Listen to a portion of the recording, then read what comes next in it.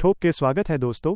आज बात उस बब्बर शेर की होगी जिसने नागपुर की तंग गलियों से निकलकर हैदराबाद के मैदान पर अपनी दहाड़ से पूरी दुनिया को हिला दिया है। गुरु, लोग पूछ रहे हैं कि ये प्रफुल्ल हिंगे कौन है, कहाँ से आया है और इसकी रगों में किसका खून दौड़ रहा है।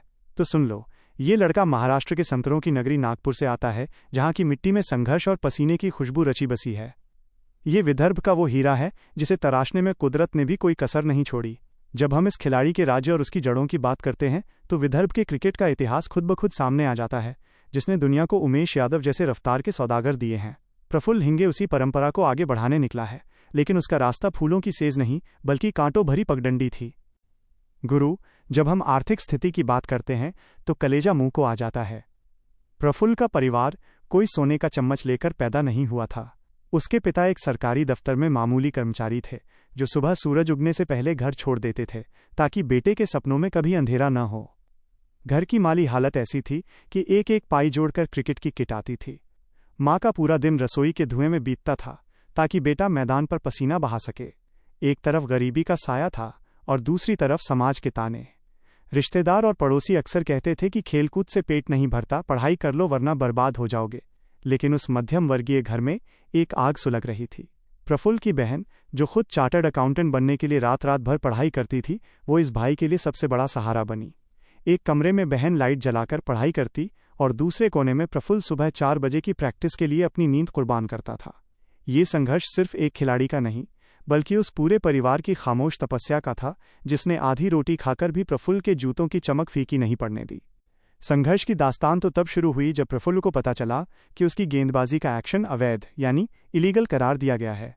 गुरु, सोचिए उस लड़के पर क्या गुजरी होगी जिसने अपना बचपन और जवानी सिर्फ रफ्तार के नाम कर दी और अचानक उसे कह दिया जाए कि तुम्हारा तरीका ही गलत है। अच्छे अच्छे खिलाड़ी यहाँ टूट जाते हैं, लेकिन प्रफुल्ल हिंगे मिट्टी का वो कच्चा घड़ा नहीं था जो छोटी सी चोट से बिखर जाए।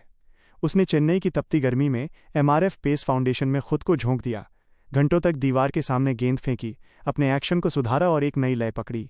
फिर आया कोविड का दौर, जिसने दुनिया की रफ्तार रोक दी। मैदान बंद थे, भविष्य धुंधला था और घर की आर्थिक स्थिति और बिगड़ने लगी थी।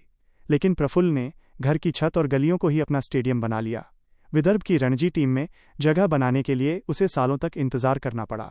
पिछले साल जब विदर्भ की टीम रणजी फाइनल खेल रही थी, प्रफुल्ल चोटिल होकर घर पर टीवी देख रहा था और उसकी आंखों से आंसू बह रहे थे। वो हार, वो चोट और वो इंतजार ही आज की इस बड़ी जीत की बुनियाद बना। गुरु, IPL नीलामी की रात का वो मंजर तो रोंगटे खड़े कर देता है। जिस लड़के की जेब में कभी मैदान जाने के लिए बस के किराए के पैसे नहीं होते थे, उसकी किस्मत का फैसला टीवी पर हो रहा था। प्रफुल्ल टीवी के सामने नहीं, बल्कि घर के पास के एक छोटे से मंदिर में भगवान के सामने दंडवत पड़ा था। जब सनराइजर्स हैदराबाद ने 30 लाख की बोली लगाई और हथौड़ा गिरा, तब उसने फ़ोन नहीं उठाया, बल्कि अपनी आंखों से निकले आंसुओं से उस जमीन को भिगो दिया जहां उसने मन्नत मांगी थी। ये 30 लाख सिर्फ एक रकम नहीं थी, ये उस माँ के आंसुओं का हिसाब था, उस पिता की झुकी हुई कमर का सहारा था और उस बहन की मेहनत का सम्मान था।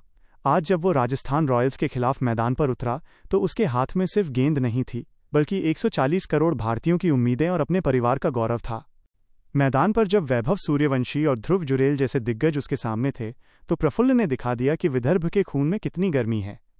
पहले ही ओवर में 3 विकेट लेकर उसने वो कर दिखाया जो IPL के 18 सालों के इतिहास में कोई नहीं कर सका। लोग कह रहे हैं कि ये किस्मत है, लेकिन गुरु, ये किस्मत नहीं, ये उन काली रातों का उजाला है जो प्रफुल्ल ने बिना सोए गुजारी हैं।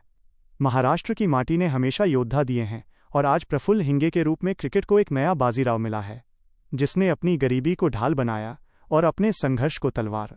आज जब काव्या मारन स्टैंड्स में खुशी से झूम रही थीं, तो नागपुर के उस छोटे से घर में उसकी माँ की आंखों में खुशी के आंसू थे।